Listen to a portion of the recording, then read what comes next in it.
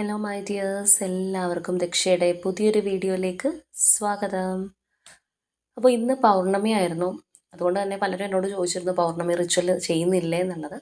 നമ്മളുടെ ഹെൽത്തൊക്കെ നോക്കിയായ ശേഷം നമുക്ക് നെക്സ്റ്റ് മന്ത് മുതൽ വീണ്ടും റീസ്റ്റാർട്ട് ചെയ്യാം കേട്ടോ. ഒരുപാട് പേര് കമൻസിലൂടെ അതുപോലെ തന്നെ പേഴ്സണലൊക്കെ ചോദിച്ചിരുന്നു. അപ്പോൾ ഇവിടെ നമുക്ക് ഇത്തവണ പൗർണമി റിച്വൽ ചെയ്യാൻ കഴിഞ്ഞില്ല എന്നുണ്ടെങ്കിലും നിങ്ങളുടേതായിട്ടുള്ള പ്രാർത്ഥനകളും ആ ഒരു പോസിറ്റിവിറ്റി എല്ലാം ഇന്നത്തെ ദിവസം കൊടുക്കാനായിട്ട് നിങ്ങളും ശ്രമിക്കുക. അപ്പോൾ നമ്മളുടെ ഇന്നത്തെ റീഡിങ്ങിലേക്ക് വരാം. ഇന്ന് നമ്മൾ നോക്കാനായിട്ട് പോകുന്നത് നിങ്ങളുടെ വ്യക്തിയുടെയും തേർഡ് പാർട്ടിയുടെയും ഓവറോൾ എനർജിയാണ്. അവിടെ ഇപ്പോൾ എന്ത് സംഭവിക്കുന്നു എന്നുള്ളതാണ് നമ്മൾ നോക്കുന്നത്. അതോടൊപ്പം തന്നെ നിങ്ങളുടെ വ്യക്തിക്ക് നിങ്ങളോടുള്ള ഒരു ആറ്റിറ്റ്യൂഡ് കൂടി നമ്മൾ നോക്കുന്നുണ്ട്. അപ്പോൾ ഇത് തീർത്തും ജനറൽ റീഡിംഗ് ആണ്. അതുപോലെ തന്നെ ടൈംലെസ് ആണ്, ജെൻഡർലെസ് ആണ്. സോ നിങ്ങൾ ഈ വീഡിയോ കാണുന്നത് എപ്പോഴാണോ അപ്പം മുതൽ നിങ്ങൾക്കിത് വാലിഡായി തുടങ്ങുന്നതായിരിക്കും. അതുപോലെ തന്നെ ഇവിടെ വരുന്ന എനർജി സിറ്റുവേഷൻസ് ഇതെല്ലാം നിങ്ങളുമായിട്ട് റെസനേറ്റ് ചെയ്യുന്നതാണെന്നുണ്ടെങ്കിൽ തീർച്ചയായിട്ടും ഇതൊരു ഗൈഡൻസായി എടുക്കുക, അല്ലാന്നുണ്ടെങ്കിൽ വിട്ടുകളഞ്ഞേക്കുക. അപ്പോൾ നമുക്ക് വീഡിയോയിലേക്ക് പോവാം. അപ്പോൾ നമ്മുടെ ഇന്നത്തെ സ്പ്രെഡിലേക്ക് വരാം. ഇവിടെ നമുക്ക് ആദ്യമേ തന്നെ നിങ്ങളുടെ വ്യക്തിയും തേർഡ് പാർട്ടിയും തമ്മിലുള്ള ഒരു ഓവറോൾ എനർജി നോക്കുകയാണെന്നുണ്ടെങ്കിൽ, ഒന്നില്ലാന്നുണ്ടെങ്കിൽ ഈ ഒരു തേർഡ് പാർട്ടി എന്ന് പറയുന്നത് നിങ്ങളുടെ വ്യക്തിയുടെ ലൈഫിൽ പുതിയതായിട്ട് വന്നു ചേർന്ന ഒരു വ്യക്തിയായിരിക്കും. അതായത് അവരുടെ റിലേഷൻഷിപ്പ് തുടങ്ങിയിട്ട് ഒരുപാട് നാളുകളായിട്ടുണ്ടാവണമെന്നില്ല. അതേസമയം വേറെ ചില വ്യക്തികൾക്കാണെന്നുണ്ടെങ്കിൽ അവരുടെ നഷ്ടപ്പെട്ടു പോയ ഏതെങ്കിലും ഒരു റിലേഷൻഷിപ്പ് തിരിച്ചു വന്നതായിരിക്കും. അതായത് ഓൾറെഡി ഈ ഒരു വ്യക്തിയുടെ ലൈഫിൽ ഇങ്ങനെയുള്ളൊരു പേഴ്സൺ ഉണ്ടായിരുന്നിരിക്കാം. ചിലപ്പോൾ അവരുടെ ഒരു എക്സ് ആയിരിക്കാം, അല്ലെങ്കിൽ കഴിഞ്ഞ കാലത്തിൽ ഉണ്ടായിരുന്ന ഒരു വ്യക്തിയോ അല്ലെങ്കിൽ വേണ്ടപ്പെട്ട ആരെങ്കിലും ഒക്കെ ആയിരിക്കാം. പക്ഷേ അവരുടെ ഒരു ബന്ധം ഒരുപാട് നാൾ ഒരു സൈലൻ്റായിട്ട് പോയതിനു ശേഷം വീണ്ടും ആ ഒരു ബന്ധം തുടങ്ങിയ വ്യക്തികളുടേതോ ആയിരിക്കും. അപ്പോൾ ഈ ഒരു റിലേഷൻഷിപ്പിനകത്ത് ഒരു ഫ്രഷ്നെസ് നമുക്ക് കാണാനായിട്ട് സാധിക്കുന്നുണ്ട്. അതായത് നഷ്ടപ്പെട്ടു പോയിട്ട് തിരികെ വന്നൊരു ബന്ധമാണെന്നുണ്ടെങ്കിലും അല്ല, ഈ ഒരു വ്യക്തിയുടെ ലൈഫിൽ പുതിയതായിട്ട് വന്ന ഒരു റിലേഷൻഷിപ്പ് ആണെന്നുണ്ടെങ്കിലും ആ ഒരു എനർജി ഇവിടെ നമുക്ക് വളരെ ശക്തമായിട്ട് തന്നെ കയറി നിൽക്കുന്നുണ്ട്. മാത്രമല്ല, ഈ ഒരു റിലേഷൻഷിപ്പ് നിങ്ങളുടെ പേഴ്സൺ വളരെ ആലോചിച്ച് ഒരു തീരുമാനമെടുത്ത് അങ്ങനെയുള്ള ഒരു തുടങ്ങിയ ഒരു ബന്ധമായിരിക്കണം എന്നില്ല.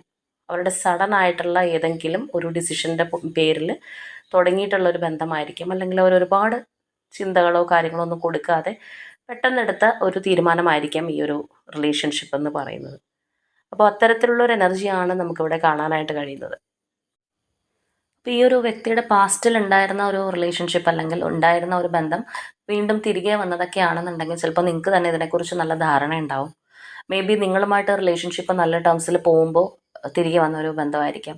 അല്ലാന്നുണ്ടെങ്കിൽ നിങ്ങളുടെ ആ ഒരു റിലേഷൻഷിപ്പ് ഉണ്ടായിരുന്ന ഒരു സമയത്ത് ഈ ഒരു പേഴ്സൺ ചിലപ്പോൾ ഏറ്റവും വേഴ്സ്റ്റായിട്ട് പറഞ്ഞില്ലെങ്കിൽ അവരൊട്ടും ശ്രദ്ധിക്കാതിരുന്ന ആ ഒരു റിലേഷൻഷിപ്പ് ആയിരിക്കാം ഇപ്പോൾ നിലവിൽ ഈ ഒരു തരത്തിലേക്ക് എത്തി നിൽക്കുന്നത്.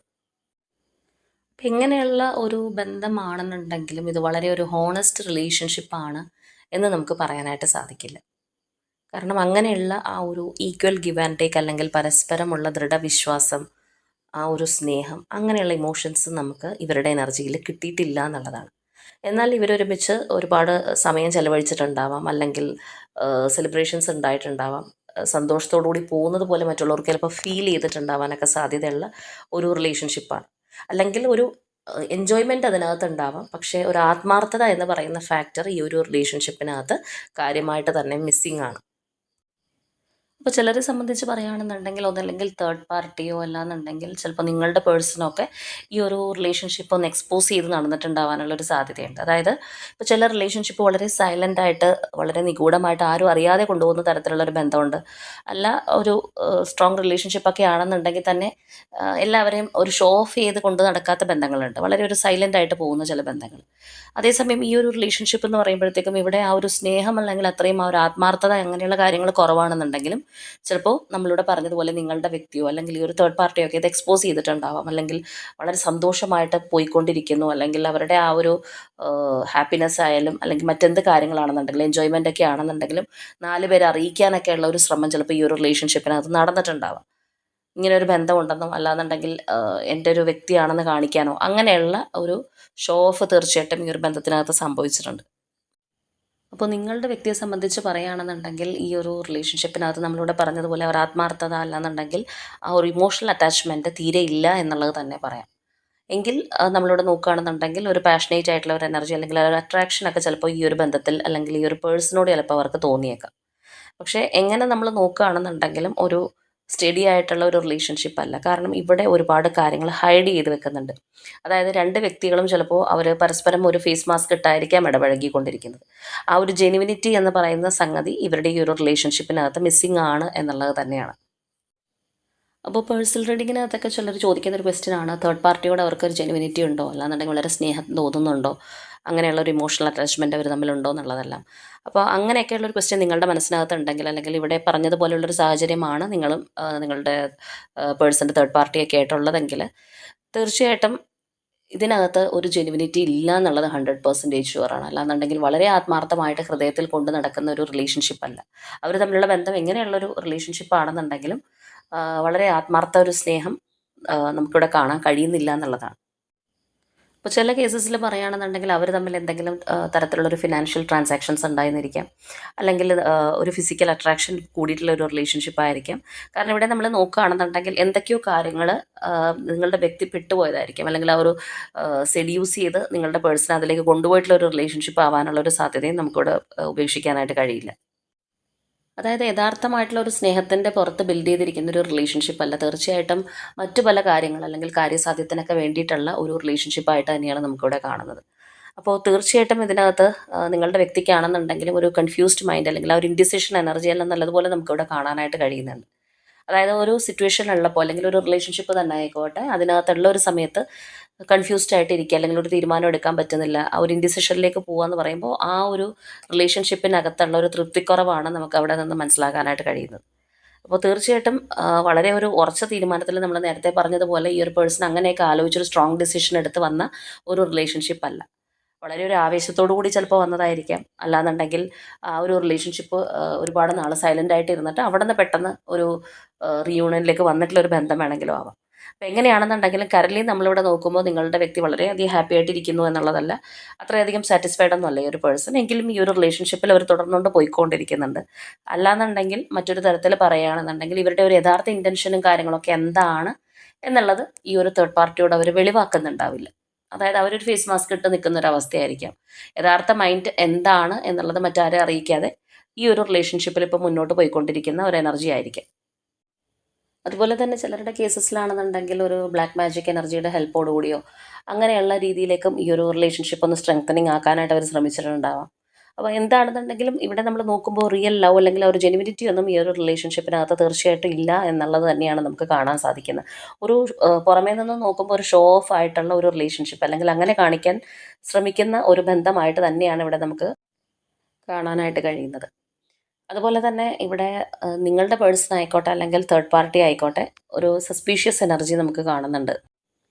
അതായത് നിങ്ങളുടെ വ്യക്തി എന്ന് പറയുന്നത് ചിലപ്പോൾ ഒരുപാട് ചോയ്സസ് കിട്ടാൻ സാധ്യതയുള്ള ഒരു പേഴ്സൺ ആയിരിക്കാം, അല്ലെങ്കിൽ ഒരുപാട് ഓപ്ഷൻസ് അവർക്കുള്ളൊരു വ്യക്തിയായിരിക്കാം. ചിലപ്പോൾ സമൂഹത്തിലാണെന്നുണ്ടെങ്കിൽ ഏതെങ്കിലും തരത്തിൽ ഉയർന്ന ഒരു പൊസിഷനിൽ നിൽക്കുന്ന ഒരു വ്യക്തിയായിരിക്കാം.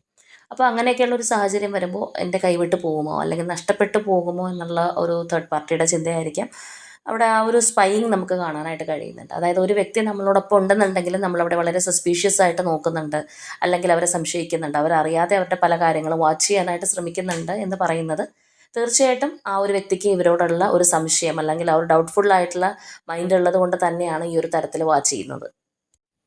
അപ്പോൾ ഒരു പക്ഷേ നിങ്ങളുടെ കാര്യം അറിയുന്ന ഒരു തേർഡ് പാർട്ടി ആയിരിക്കും. അതായത് നിങ്ങളുമായിട്ടുള്ള റിലേഷൻഷിപ്പ് ഉണ്ടായിരുന്നു എന്നോ, അല്ലാന്നുണ്ടെങ്കിൽ ആ ഒരു ബന്ധം ചിലപ്പോൾ ഈ ഒരു പേഴ്സൺ നിങ്ങളുമായിട്ട് കണ്ടിന്യൂ ചെയ്യുന്നുണ്ടാവാം. അത് ഓരോരുത്തരുടെ സിറ്റുവേഷൻ അനുസരിച്ച് മാറിയിരിക്കാം. എങ്കിലും ആ ഒരു കാര്യം അറിയുന്ന ഒരു വ്യക്തിയാണെന്നുണ്ടെങ്കിൽ അവരുടെ ഒരു സംശയം മുഴുവൻ ചിലപ്പോൾ ഇവർ നിങ്ങളിലേക്ക് വരുന്നുണ്ടോ എന്നുള്ളതായിരിക്കാം. അല്ലാന്നുണ്ടെങ്കിൽ ഈ ഒരു വ്യക്തിക്കാണെന്നുണ്ടെങ്കിൽ നമ്മൾ നേരത്തെ പറഞ്ഞതുപോലെ ഒരുപാട് ഓഫേഴ്സൊക്കെ കിട്ടാൻ സാധ്യതയുള്ള വ്യക്തിയാണ്, അല്ലെങ്കിൽ ഒരുപാട് പേര് ചിലപ്പോൾ പുറകെ നടക്കുന്നുണ്ടാവാം. അപ്പോൾ ചിലപ്പോൾ വളരെ ഗുഡ് ലുക്കിംഗ് ആയിട്ടുള്ള ഒരു പേഴ്സൺ ആയിരിക്കും.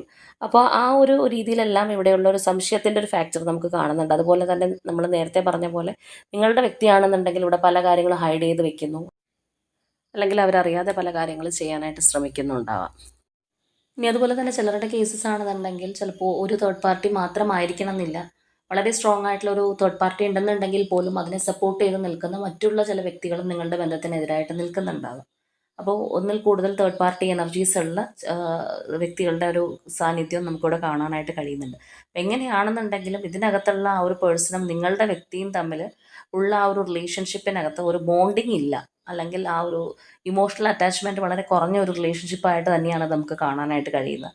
തീർച്ചയായിട്ടും ഇതിനകത്തുള്ള വ്യക്തികൾ എന്ന് പറയുമ്പോഴത്തേക്കും അവരുടെ ഒരു സ്വന്തം സ്വാർത്ഥ താല്പര്യം അല്ലെങ്കിൽ ഒരു സ്വന്തം ഫോക്കസ് ചെയ്യുന്ന വ്യക്തികളാണ്. ഒരു റിലേഷൻഷിപ്പിനകത്ത് നമ്മൾ ഉണ്ടായിരിക്കുന്ന ഒരു സമയത്ത് അല്ലെങ്കിൽ ആ ഒരു സിറ്റുവേഷൻ എന്ന് പറയുന്നത് തീർച്ചയായിട്ടും രണ്ടു പേർക്കും പരസ്പരം ഒരു കരുതൽ അല്ലെങ്കിൽ സ്നേഹം, ആ ഒരു അറ്റാച്ച്മെൻ്റ് എല്ലാം ഉണ്ടാവേണ്ടുന്ന ഒരു കാര്യമാണ്. പക്ഷെ ഇവിടെ നമ്മൾ നോക്കുമ്പോൾ ഇതിനകത്തുള്ള രണ്ട് വ്യക്തികളും തീർച്ചയായിട്ടും അവരവരുടെ കാര്യങ്ങൾക്കാണ് കൂടുതൽ ഇമ്പോർട്ടൻസ് കൊടുക്കുന്നത്, അല്ലെങ്കിൽ അവരുടേതായിട്ടുള്ള ആ ഒരു വഴിക്കാണ് അവർ കൂടുതൽ പ്രാധാന്യം കൊടുക്കുന്നത് എന്നുള്ളത് തന്നെ പറയാം. പരസ്പരം കെയർ ചെയ്യുന്നില്ല എന്നുള്ളതാണ് നമുക്ക് കാണാൻ കഴിയുന്നത്.